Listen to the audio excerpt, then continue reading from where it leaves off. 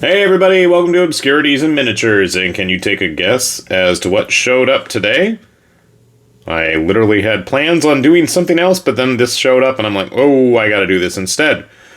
Now, I'd also like to point out and thank FedEx for not being able to take the extra 3 steps to stick the box that this all came in behind the front post of my house and just leave it in plain sight in the walkway up to the door because they couldn't even make it to the front. But we'll save that, for another time. Anyway, today we're going to take a look at the Warlords of the Rising Sun for Zombicide White Death. I was about to say Black Plague, but no, this is the newest and latest. And I had to get this box just because I literally played so much Samurai Warriors, Dynasty Warriors, Sengoku Musou, whatever you want to call it. And, I've always been a big weebish nerd when it comes to a lot of, the samurai stuff. Maybe not as intense as others, but this is a interest I've had, maybe not, again, as serious as others, going back to, the primary grades in school, and I am far from those years now, so it is kind of cool to see these. You can see here a quick breakdown of the models. We have 9 figures in this set, so hopefully when this shows up on the aftermarket, it's not going for exorbitant amounts. I don't know if it was an exclusive, but I'm not really keen on exclusives anyway, so we'll just keep that in mind. Part of the reason I wanted to get this was, number one, because it had some of my favorite daimyos from that age. Very basic rules there, which we'll let you figure out for yourself. The tiny cards for Fuma Kotaro, who absolutely looks like his Dynasty Warrior self. And then we have the following: Akechi Mitsuhide, Hattori Hanzo, Ishida Mitsunari, Oda Nobunaga, Takeda Shingen, Tokugawa Ieyasu, Toyotomi Hideyoshi, and Uesugi Kenshin. Okay. Can I get it out of the package even? I did remove the plastic tape prior to actually filming this. One thing that bears mentioning is, for as nice as these figures are, there is definitely a little bit of warping on the plastic, so you're going to want to heat those up. But as always the case with Cool Minis plastics, the casting and sculpting is top notch. Obviously that is Hideyoshi there. I'm not a big fan of the Kenshin sculpt. I feel like he looks kind of silly. I don't know. He's too thin or something. Something about it doesn't rub me the right way. But then again, I've played too much Dynasty Warriors and Sengoku Basara games, so my mental picture of Kenshin, unfortunately, looks nothing like reality. I think this is supposed to be Tokugawa, if I remember correctly. You can see a lot of filigree detail on his shoulder pads there. Not the most orthodox samurai armor, but that's okay. Actually, his weapons aren't either, but I guess we'll let that one slide. I get the need for people not only having, samurai swords in hand. Hence the case with Nobunaga. I was about to call him Cao Cao, but Cao Cao.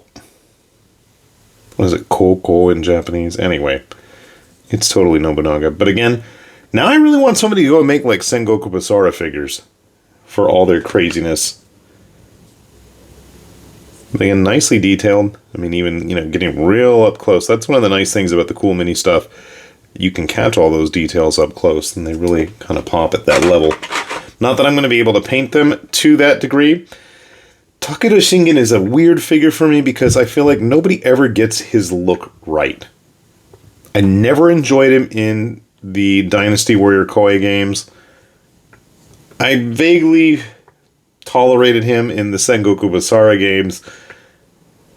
I don't know. I've never seen a version of him that, screamed to me, wow, that's really impressive. And I actually went to school in an area that he was really active in. So that was always kind of cool, because I remember right by the train station when we were in college, getting off, there'd be a statue nearby. Maybe not nearby, maybe it was just me making it a point to go over there, which is entirely possible. It's that big of a dork. I remember going to pick up, like, there was an old video game mom and pop store that just reeked of cigarette smoke and BO. It's one of those kind of shops that I don't feel like you see as much anymore. Akechi Mitsuhide looking a bit like a Saiga Magoichi. If you've played enough of the Warrior games. Waiting to betray Nobunaga there. I actually really like the sculpt for Hanzo. I've got my fair share of various ninja sculpts. I feel he's a little flat, which is a shame with the dynamic, what's his name? Well, no, was it not Hanzo? I'm trying to think of the name of the ninja from the PS2 Shinobi who had the most dynamic scarf ever. It's escaping me at the moment, but watching that guy in action was always impressive, and god dang, that game was hard. Anyway, that's Hanzo. My favorite of the bunch, personally, was Mitsunari Ishida. Whee! You'd almost expect a fight with that hair of his. I mean, obviously, these are not the most historically accurate figures by any stretch of the imagination. And I like that Fuma here is just straight up out of his Dynasty Warrior style, complete with the claws. And the thing is, I mean, for as nice as these are, I feel like the sculpts that you can get in the actual box set, or at least the Kickstarter exclusives, were just as, if not even better.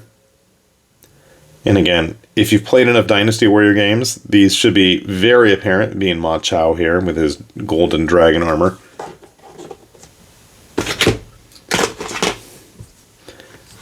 Like, I immediately knew this was Huangai. I like with the eye patch there. I mean, there's just some really fun, interesting sculpts that I don't know about the rest of you guys, but I absolutely am going to be popping these into various games.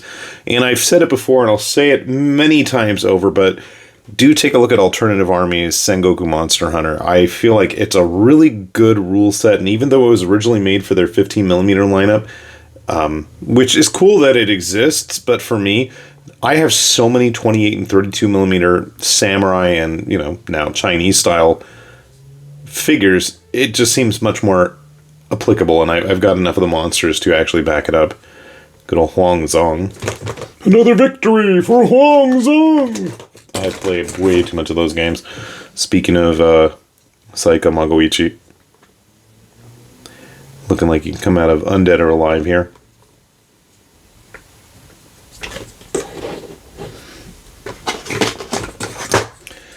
One of my favorites, Kalren. That ridiculous shield. And ridiculous sword. I mean, he just looks like he's ready for action, but that was always the case. And he's always been a little bit of a rotund walking suit of armor. I just grabbed a few more here. We've got, like, Tadakatsu Honda. Everybody's favorite. Again, having played enough, way more Sengoku Basara and Warriors Orochi than I care to admit, seeing him in that form is kind of odd. I was a bit bummed out that Lubu was not as ridiculous as possible. Although I did see that there were some 3D sculpts of Lubu on red hair coming, so I might have to keep my eyes peeled for those. I think one of the most impressive of the hero models and survivors for White Death is Jiraiya here. On his toad, no less. I don't know if I'll be able to paint it justice, but it is kind of a cool, impressive figure.